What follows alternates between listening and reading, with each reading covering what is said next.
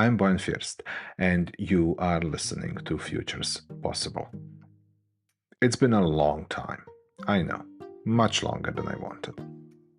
Life just got busy and a little odd at times, but good odd. I apologize for the lack of episodes, and I certainly owe an apology to the next couple of guests who I interviewed a long time ago, and I'm only now getting around to producing the actual episodes. So let's get on with this first episode in 2026, and I will do my best to give you the rest of the season on time. So today, my guest is John Chan. John and I never met, but John and his partner Liz are pretty important people in my life. How is that possible? Well, besides making podcasts, I also happen to really enjoy writing with fountain pens and on really nice paper. And John and Liz run Wonder Pens, a stationery and fountain pen store in Toronto that supplies all of my needs for ink, fountain pens, and the best notebooks you can get your hands on. If you never used a Nakabayashi or Midori notebook, I envy you. I will never again have the experience of touching that magical paper for the first time and feeling my fountain pen glide effortlessly across the page in ways I honestly could not imagine possible. And if you are in Toronto, I envy you even more, because you can stop by the store in the Little Italy neighborhood anytime you want and pick up a writing pad or a notebook or a bottle of some exotic ink. I have so much admiration for what John and Liz do. Sure, they run a small business, which is hard enough, but they're also doing that hardest of all things. They're building a community. So here is the future John imagined.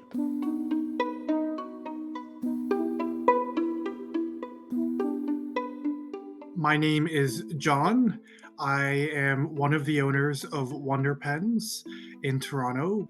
I run this with my wife, Liz. We've been doing it for around 13 years now. We've bounced around the city quite a few times just with the way Toronto real estate is and how landlords are. We've had to do that. But we've been very fortunate to have grown a community here and a following with repeat customers and very nice people who support our business.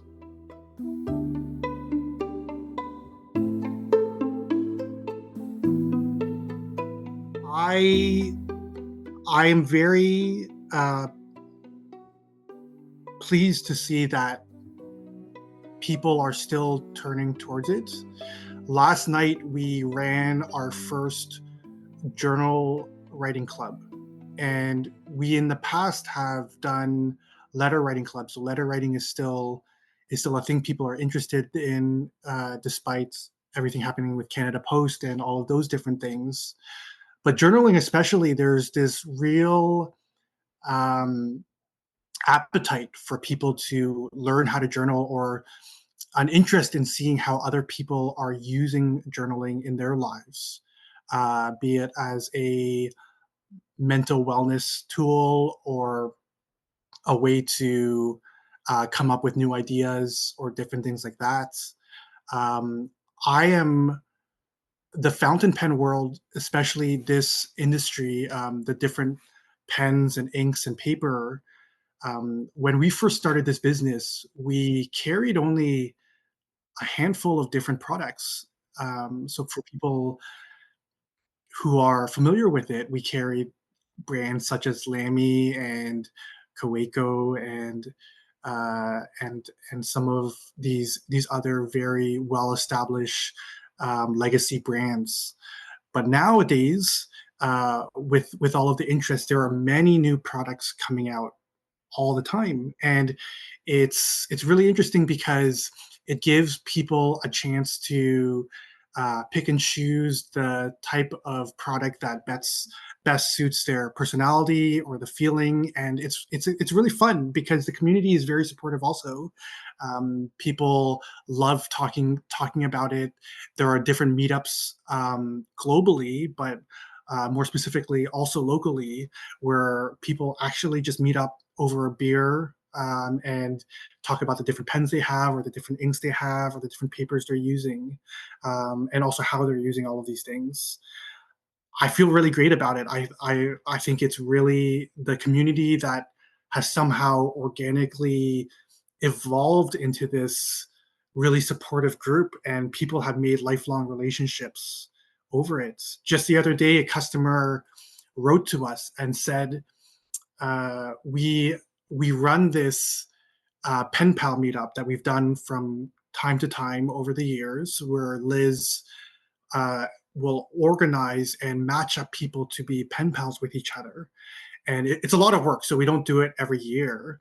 But a customer wrote to us and said they met their partner now partner through this pen pal matchup, and it's just what a surreal experience that we think we're just here selling these pens and papers, going through the motions here and servicing our customers. But the fact that we were able to reach this customer and make such an impact in their life, it's really amazing.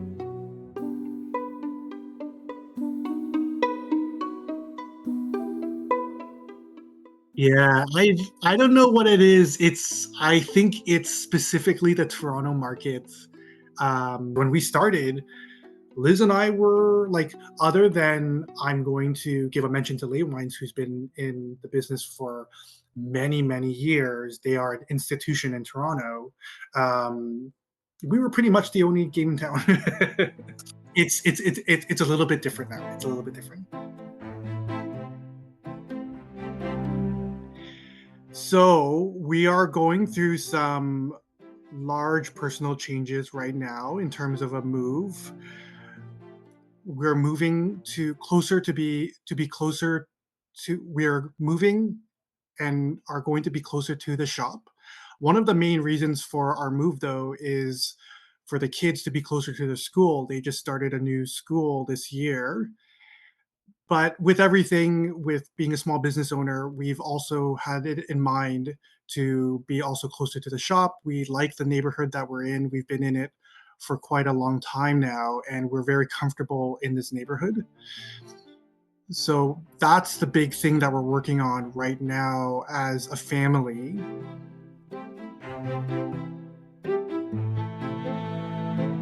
Many people are surprised when they first come into our shop because we are obviously selling many of these tools that are, for many people, they seem like they feel like they're no longer relevant or less relevant.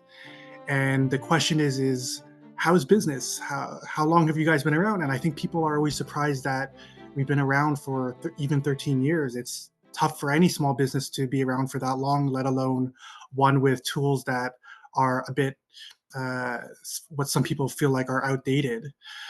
And with AI now, we think about this also. Even at my kids' schools, there's the implementation and use of AI in terms of whether kids are doing their homework themselves. Our kids are still quite young. Our oldest is 11 years old. So he's just reaching that stage where in the next few years, when AI is going to be evolved and growth to a certain point where he will have to be well versed in using AI, and it's going to be changing the landscape of how he studies and what kind of job opportunities he's going to have, because he still has maybe like a 5 to 10 year horizon until he even enters the professional working landscape. In terms of our shop, I think ever since we've opened our shop, even 13 years ago, the question has been, where are we going to be in 5 years? And I think we're just there's no way for us to predict that. We're going to take it step by step and see where things go. Even 10 years ago, we were wondering whether we were going to make it until the next year, and whether people would be still interested in this form of writing and expressing yourself. But we're just going to take it day by day. And we see people, it's interesting because we see people in the technology field who like writing things down on paper, the tactile feeling of having pen to paper and jotting your notes down in your own mind and in your head, taking the time to do it. it's actually brought many people who are using technology every day back to writing. It's a very popular trend now for different leaders and different thought leaders to do morning journals, gratitude journaling, and just having some time to escape into your thoughts. I am both very excited to see where things are going, and also I have I think I have just the right amount of fear in me, in order for us as a business and for my kids and for our kids to think about where things are going. So I'm constantly on the lookout for it. I'm naturally someone who's anxious and thinks about these different types of things. But I am also very excited. I see many new opportunities for many different people in different fields, and it's an exciting time. It reminds me of when I was a kid. I was a big uh, Star Trek fan, Star Trek: The Next Generation, and this just reminds me we are entering the future. So it's both scary and it's also a little bit exciting. Also,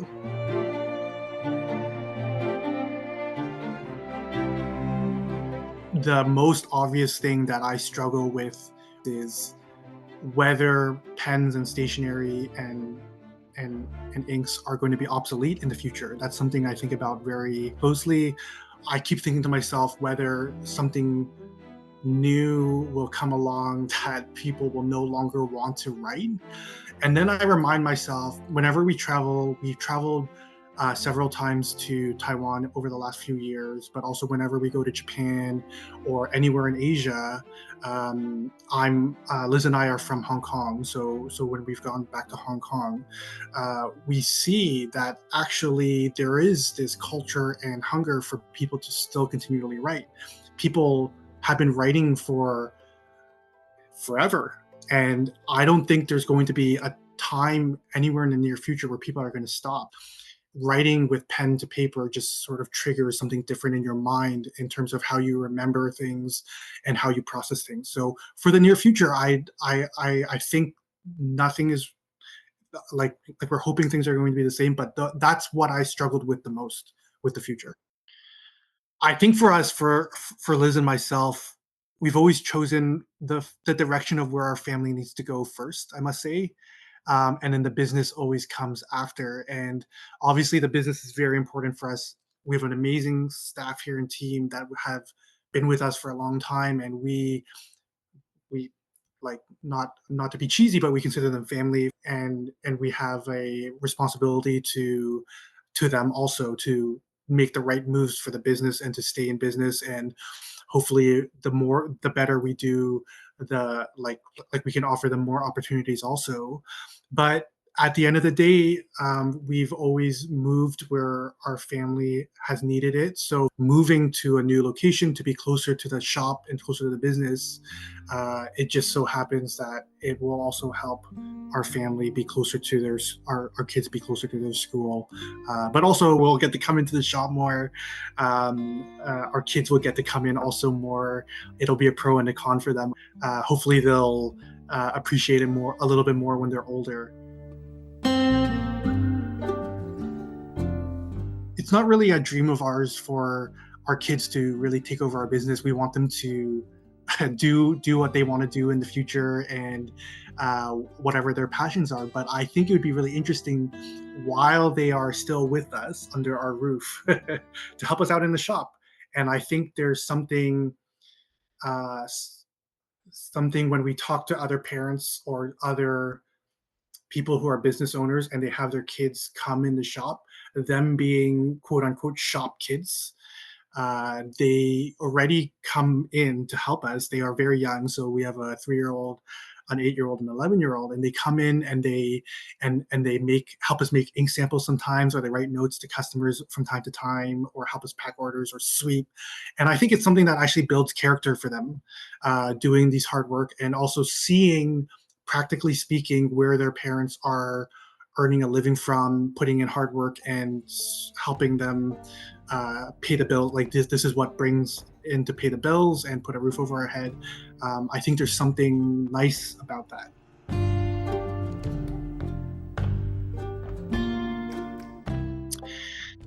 You know, I'm still what most people consider to be a pretty young guy. I'm 39 years old, and I'm going to be turning 40 next year, like a big milestone. And this year, actually, I was actually diagnosed with gout, which is it's a bit of I felt as though it was a bit of a I was a bit ashamed to tell people because there's a negative connotation for the term gout. Obviously, it's someone who's not in great shape or eats really rich foods, or it's an older guy uh, disease. And it was the first time in my life where I felt my age sort of creeping up on me a little bit. Just now, like I can feel that when I stand up, it takes me a little bit longer. And when my son uh, wants me to chase him or wrestle with him, I'm a bit slower than I used to be. So, yes, in the next 5 years, I think especially as my kids start to get older, becoming teenagers and different things like that. Um, I I need to take better care of myself personally and changing my diet and all of those different things, exercising more, but just trying to, I feel like, appreciate the moments a little bit more, being in the moment and appreciative of the time I am here now, rather than always worrying about where I'm going to be in the future, which is how I've acted for the last 15 years, like where we're going to be in the future. Just trying to appreciate where I am right now.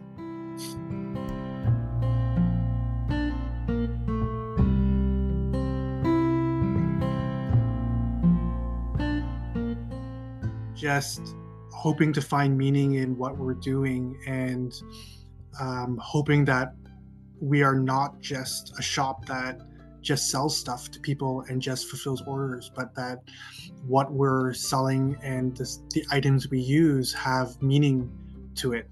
And I'm always pleasantly surprised when customers find the meaning for us, and the way that these products and even the way that maybe we ourselves use them and we've shown people that we use them, or the passion that our team has here for these products and how they're using them, inspire different customers on how they can use it in their lives also, and how they can write their next book, or what color is best for writing a traffic ticket, which we do have some people who use it for the for that purpose.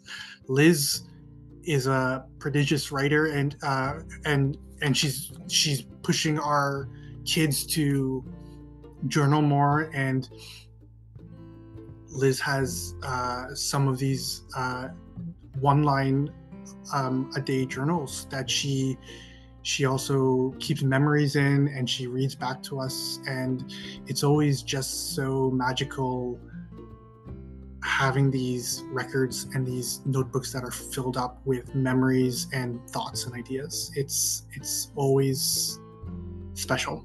Yeah.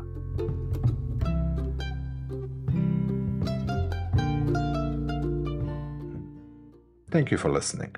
That was John Chan from Wonder Pens, a small pen and stationery store in Toronto. If you are in Toronto and looking for a nice piece of stationery or a perfect gift, check out John and Liz's store. And if you are not in Toronto, subscribe to the newsletter. Sure, it's marketing, but it is also a personal note on the small moments our lives are made of from the folks following their passion. And I'm so glad they are. Again, thank you for listening. Making futures possible is a joy, and I hope you find these episodes as interesting as I do. I am Bojan First, and I make this podcast in St. John's on the island of Newfoundland. If you'd like to subscribe to the show or see the full transcript, visit futurespossible.com. And I'm so looking forward to many more episodes in the coming year. Take care.